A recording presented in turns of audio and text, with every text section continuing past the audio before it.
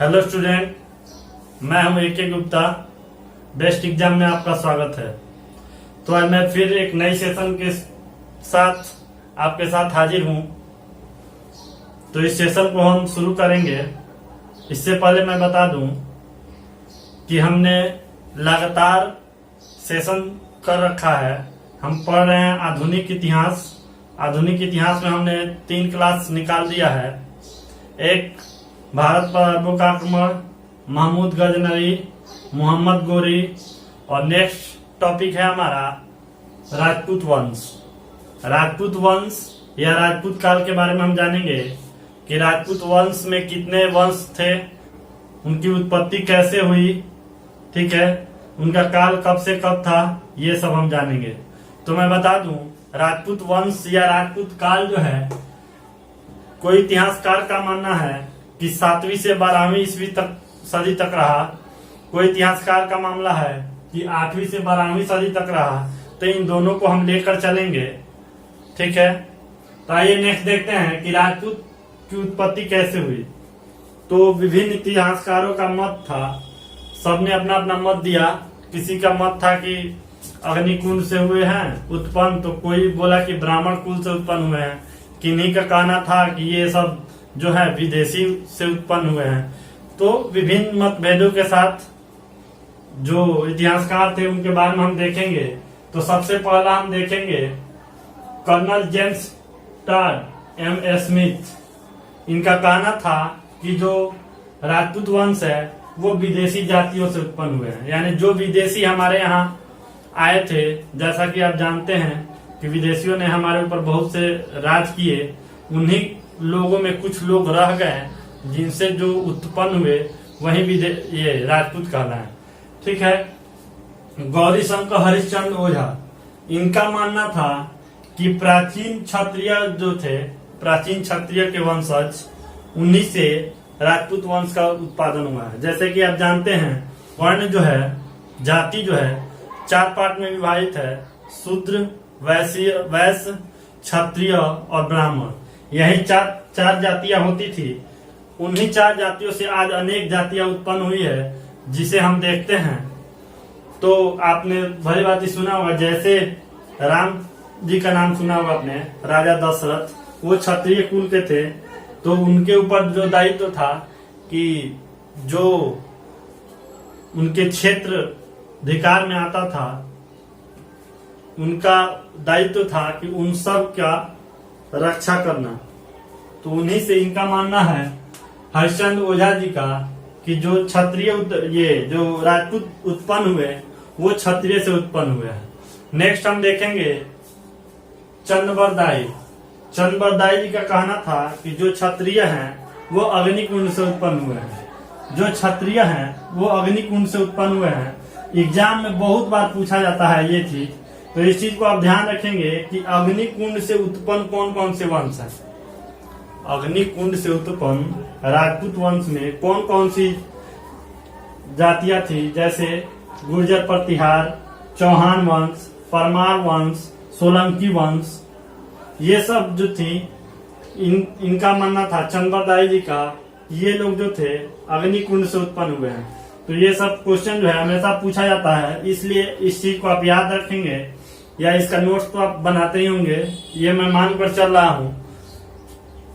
और इस तरह पढ़ाने का मेरा मकसद यही है कि मैं आपको सब जो कंटेंट है एक दूसरे से कनेक्ट करके मैं दिखा रहा हूं, ताकि इसको आपको याद करने में बहुत ही आसानी होगी और इसे भूलना आपके लिए थोड़ा सा कठिनाई होगा। क्यों, इसलिए मैं इसे बोल रहा हूं क्योंकि देखिए मैं सब का लिंकअप करके लिखा हूं, ठीक है। मैं पढ़ाना चाहता तो मैं इनके बारे में बताकर ये सब, उसके बाद में बताता कि उत्पन्न जो हुए हैं इनका पूरा एक चार्ट बनवाता कि गुर्जर प्रतिहार, चौहान वंश, परमार वंश, सोलंकी वंश और भी जो 1-2 वंश हैं उनको पहले दिखाता। फिर मैं बताता कि ये लोग अग्निकुंड से उत्पन्न हुए हैं, ये लोग जो है दूसरे तरीके से उत्पन्न हुए हैं।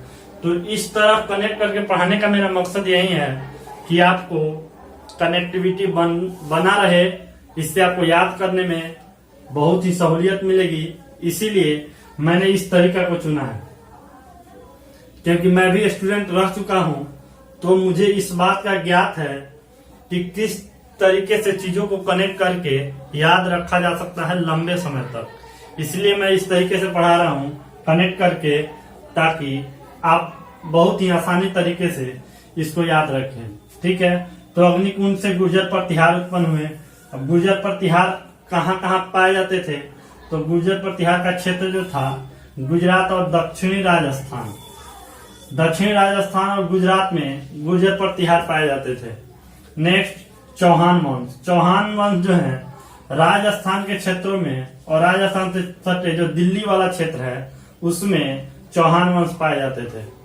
नेक्स्ट देखेंगे परमार वंश और सोलंकी वंश। ये दोनों वंश जो हैं ये गुजरात में पाए जाते थे।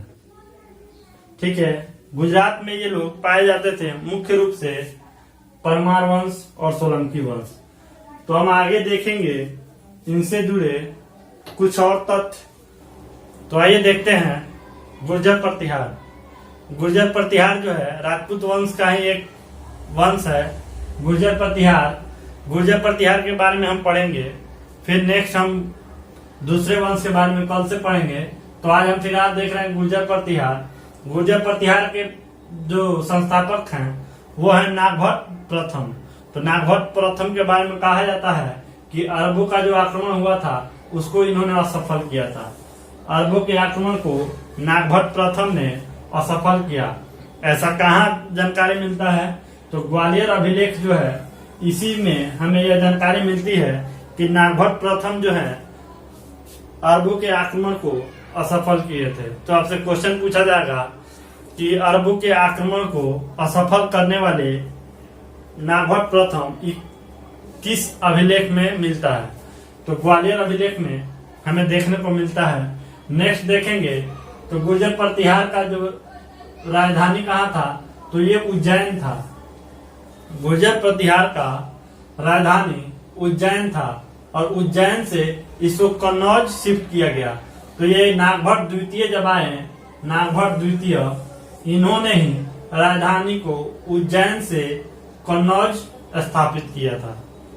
तो आपसे क्वेश्चन भी पूछा जाएगा कि उज्जैन से कन्नौज स्थापित करने वाले कौन से शासक हुए? तो ये नागभट्ट द्वितीय। इस चीज को आप याद रखेंगे कि नागभट्ट द्वितीय थे जिन्होंने उज्जैन से कन्नौज राजधानी स्थापित किया। नेक्स्ट हम देखेंगे मिहिर भोज। मिहिर भोज जो थे इस वंश का प्रमुख शासक इन्होंने कहलाया। प्रमुख शासक मिहिर भोज हुए क्योंकि इन्होंने ही आदि बराह की उपाधि ली थी। ये बहुत बार देखा जाता है और क्वेश्चन में आता है कि आदि बराह की उपाधि राजपूत वंश में किसे मिला हुआ है? तो ये मिहिर भोज को ये उपाधि से नवाजा गया है। ठीक है, लास्ट हम देखेंगे जसपाल। इस वंश के अंतिम शासक जसपाल हुए। ठीक है, एक कहावत है कि बिन किए कुछ न मिले। एक कहावत है बिन कोशिश कुछ न मिले, कोशिश किए सब कुछ, अब पछताए होत क्या जब बिल्ली पी गई दूध।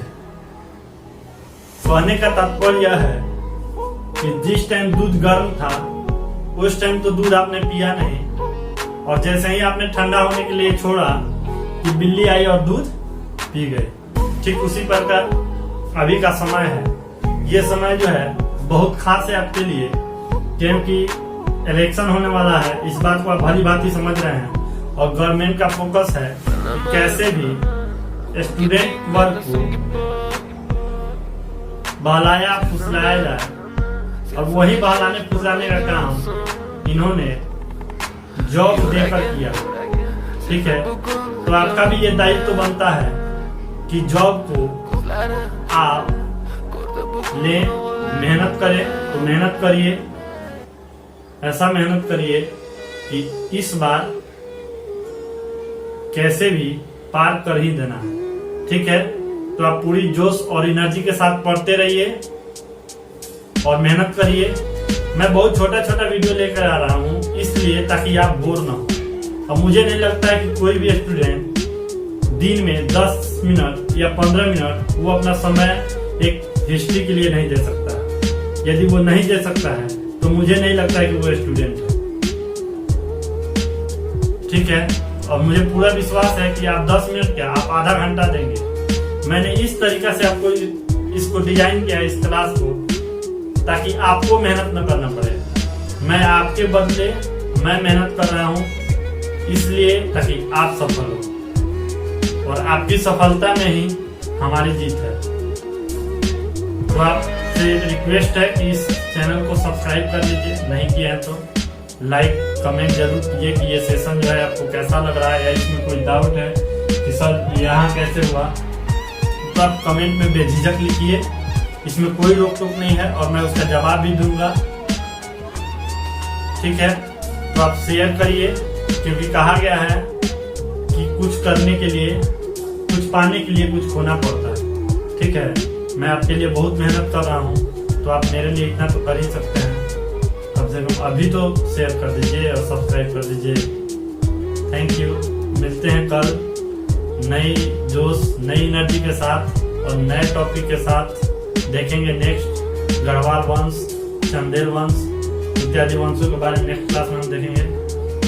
धन्यवाद। हंसते रहिए, मुस्कुराते रहिए और अपनी पढ़ाई को जारी रखिए।